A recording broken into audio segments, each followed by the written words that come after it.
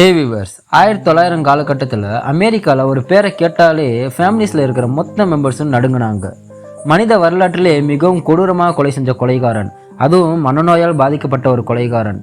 But வெளியில் எல்லாருக்கிட்டையும் அன்பாக சகஜமாக பேசக்கூடியவர். அவர் பேர் தான் ஆல்பர்ட் ஃபிஷ். இவன் எப்படி மனநோயால் பாதிக்கப்பட்டான் அண்டு என்னென்ன கொடூர கொலைகள் செஞ்சான்னு டீட்டெயிலாக பார்த்துடலாம். 1870 பிறந்த அவனோட வாழ்க்கை ஆரம்பத்திலே தன்னோட அப்பாவை இழந்தாரு.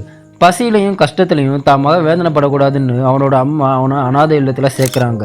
அங்கேயும் அடித்து துன்புறுத்தி ஒரு மனுஷன் எவ்வளோ கஷ்டப்படணுமோ அவ்வளோ கஷ்டத்தையும் வலிகளையும் வேதனைகளையும் அனுபவிச்சான். அவனோட கோவம் எப்படி இருந்துச்சுன்னா, சின்ன சின்ன குழந்தைகளை அவங்களோட பேரண்ட்ஸ் கிட்ட சொல்லி சிறு வேலை இருக்குன்னு கூப்பிட்டு போய் கொடூரமாக கொலை பண்ணான். அவன் செஞ்ச கொலையானது விபத்து என எல்லாருமே நினைச்ச சமயத்தில் அவனோட பிறந்த நாளை பார்த்தா மறக்க முடியாத அமெரிக்காவில் எல்லா குடும்பத்தினரும் அவனை பார்த்து பயப்படும் அளவுக்கு செஞ்சது. அப்படி என்ன அவன் பிறந்த நாளை செஞ்சான்னு பார்க்கறதுக்கு முன்னாடி நம்ம சேனலை சப்ஸ்கிரைப் பண்ணாதவங்க இப்போவே சப்ஸ்கிரைப் பண்ணிக்கோங்க. அவனோட பிறந்த நாளப்போ ஒரு சின்ன பெண் குழந்தைய மிட்டாய் வாங்கி தரேன்னு சொல்லி கூப்பிட்டு போறான். குழந்தைய அனுப்புற பெற்றோர் தான் பொண்ணு எவ்வளவு நேரமாகியும் காணாமனு ஆல்பர்ட் வீட்டில் போறாங்க. வீட்டுக்கு போனதும் ஆல்பர்ட் உற்சாகமா வரவேற்கிறான். உணவு அருந்துங்கன்னு சொல்லி அவங்கள சாப்பிட வைக்கிறான். பட் பேரண்ட்ஸ் கிட்ட முத கேள்வி, என்னோட பொண்ணு எங்கன்னு. அதுக்கு ஆல்பர்ட் பின்னாடி தான் இருக்காங்கன்னு சொல்லி ஃபர்ஸ்ட் சாப்பிடுங்கன்னு சொல்றான். சாப்பிட்ட பிறகு குழந்தை எங்கன்னு பேரண்ட்ஸ் கேட்கும்போது எந்த குழந்தைன்னு கேட்குறான்.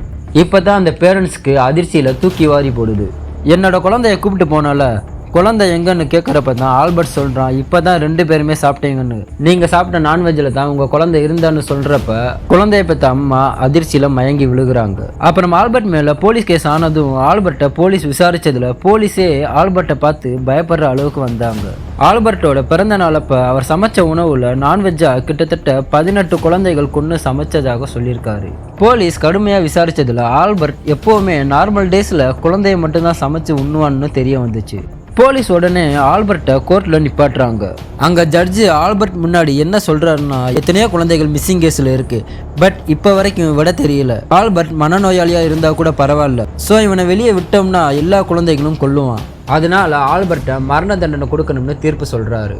எனவே வீவர்ஸ், சின்ன சின்ன குழந்தைங்க என்ன சாப்பிட்றாங்க, எங்கே போகிறாங்கன்னு நம்ம கவனிக்க வேண்டிய ஒன்று. குறிப்பாக மற்றவங்க கொடுக்குற உணவை சாப்பிடாம இருந்தாலே நம்ம குழந்தை நம்மக்கிட்ட சேஃபாக இருக்கும்.